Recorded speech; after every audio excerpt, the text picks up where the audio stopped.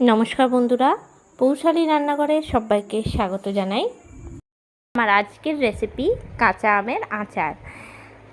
এই কাঁচা আমের টক মিষ্টি ঝাল আচারটা কিন্তু খেতে খুবই ভালো লাগে। আর এই আচারটা একেবারেই উনুনে আমি তৈরি করেছি। তাহলে দেখে নিন আমার আজকের রেসিপিটা কাঁচা আম দিয়ে খুব চটজলদির মধ্যে কি করে আমি আচারটা তৈরি করেছি। নিয়ে নিয়েছি বেশ কিছুটা কাঁচা আম। প্রথমে কাঁচা আমগুলো ভালো করে ধুয়ে নেব। ধুয়ে নিয়ে খোসা না ছাড়িয়ে একদম খোসা শুদ্ধ কাঁচা আমগুলো আচারের মতন করে কেটে নেব। কেটে নেওয়ার পরেও আমি আরেকবার ভালো করে ধুয়ে নিয়ে জল ঝরিয়ে নিচ্ছি। আমটা আমি খুব ভালো করে কেটে নিয়ে ধুয়ে নিয়েছি। এরপরে এর মধ্যে দিয়ে দিচ্ছি হলুদ গুঁড়ো,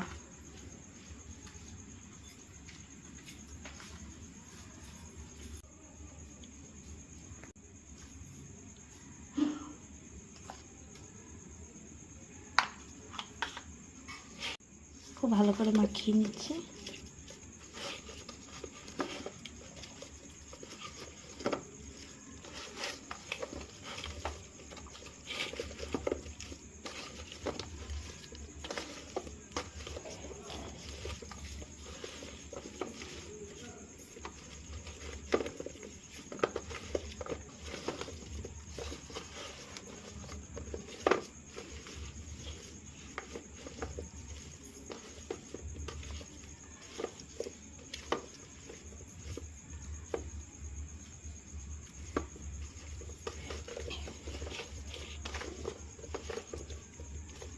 এমনি অবস্থায় রেখে দেবো 5 থেকে 10 মিনিট।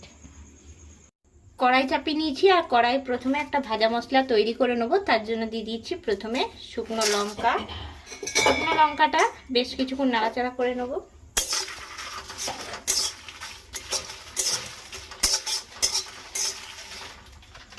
লঙ্কাটা অনেকটাই ভাজা ভাজা হয়ে গেল।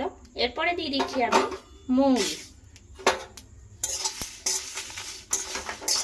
আমি ভেজে নেবো।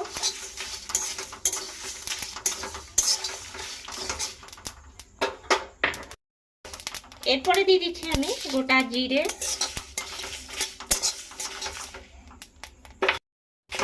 এবার আমি দিয়ে দিচ্ছি কালো সর্ষে,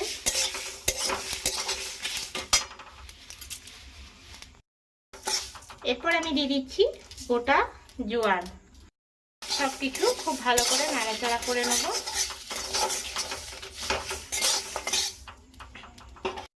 দিয়ে দিচ্ছি গোটা ধনে পরিমাণটা আমি একটু কম নিয়েছি।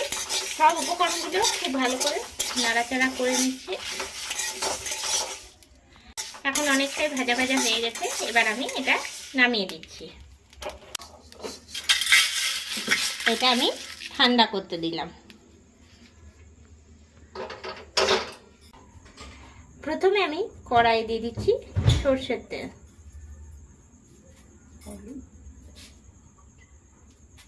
তেল গরম হয়ে গেছে আর আমি দিয়ে দিচ্ছি 5 ফোড়ন, 2 চা চামচ দিলাম। এরপরে দিয়ে দিচ্ছি ভেজে রাখা মশলাটা দিয়ে নাড়াচাড়া করব। মশলাটা 2 থেকে 3 সেকেন্ড নাড়াচাড়া করার পরেই কিন্তু আমি আমগুলো একটু একটু করে দিয়ে দেবো, নাহলে মশলাটা খুব পুড়ে যাবে।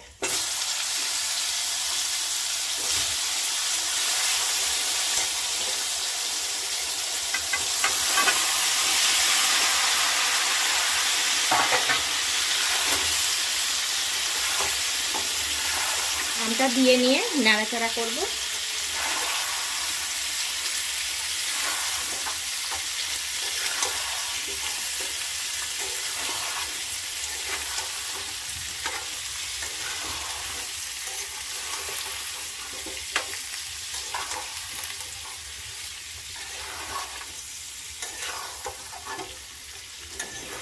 বেশ কিছুক্ষণ ধরে আমি নাড়াচাড়া করে নেব। নাড়াচাড়া করতে করতে কিন্তু অনেকটা আমটা নরম হয়ে যাবে।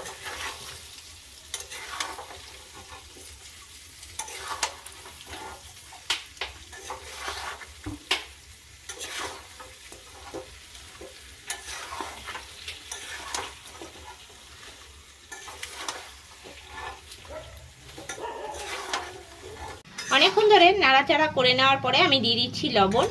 আচারে কিন্তু আমি লবণ এখনো পর্যন্ত দিইনি। দিয়ে দিচ্ছি এর মধ্যে আন্দাজ মতন লবণ। তো আমি এর মধ্যে 4 চা চামচ লবণ দিচ্ছি।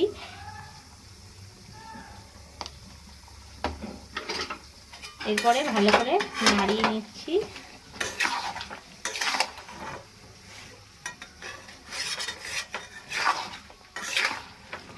এটা কিন্তু কষাতে কষাতে খুব সুন্দর একটা গন্ধ বার হয়েছে।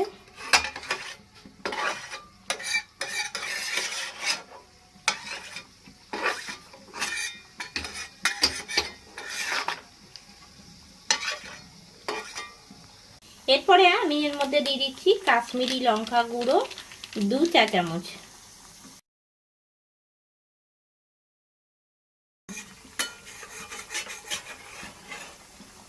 এরপরে ভালো করে আমি নাড়িয়ে নেব।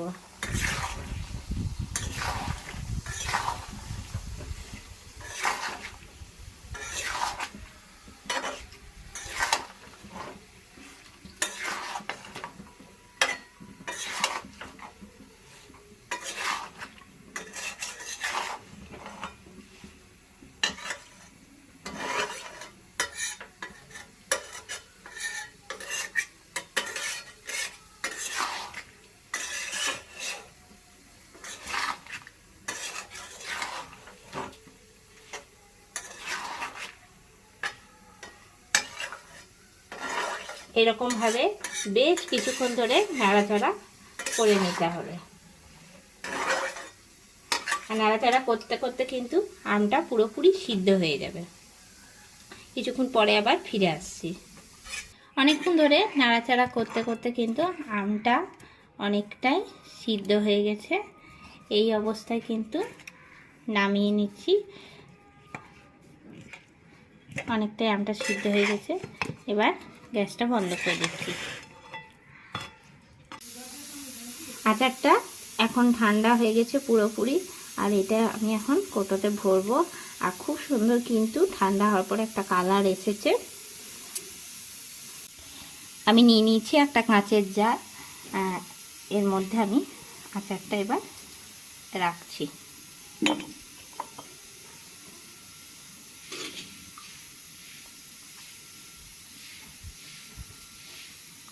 আচার সবসময় কিন্তু কাঁচের জায়গায় রাখলেই খুব ভালো হয়।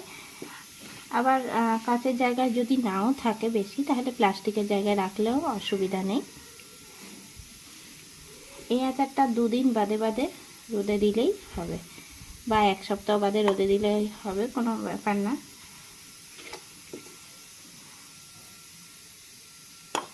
যেহেতু এটা উনুনে করা হয়েছে, আচারটা কিন্তু কোনোভাবেই খারাপ হবে না।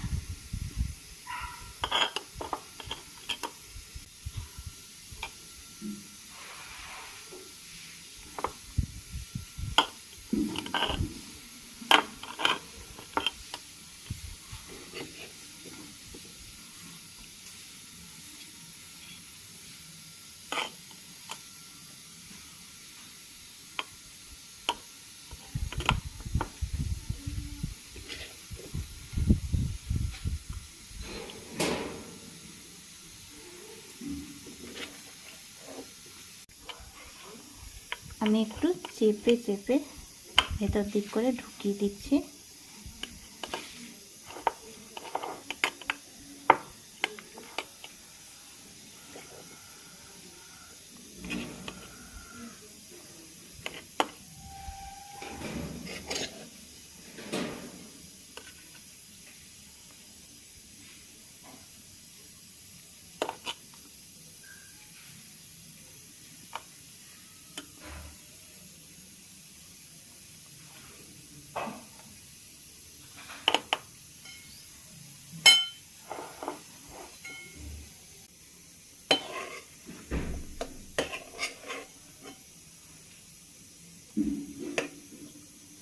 তেলটা কিন্তু রোদে দেওয়ার পরে অনেকটাই উপর দিকে উঠে চলে আসবে।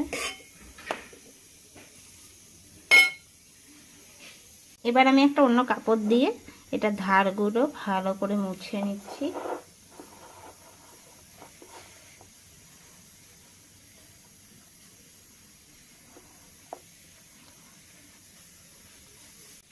আমি সাদা কাপড় নিয়ে নিয়েছি এরকম, আর এই সাদা কাপড়টা দিয়ে কিন্তু মুখটা বেঁধে দেবো। মুখটা বাঁধা থাকলে রোদে দিতে সুবিধা, কোনো নোংরাও কিন্তু পড়বে না, আর রোদটা কিন্তু একদম প্রপারভাবে পাবে।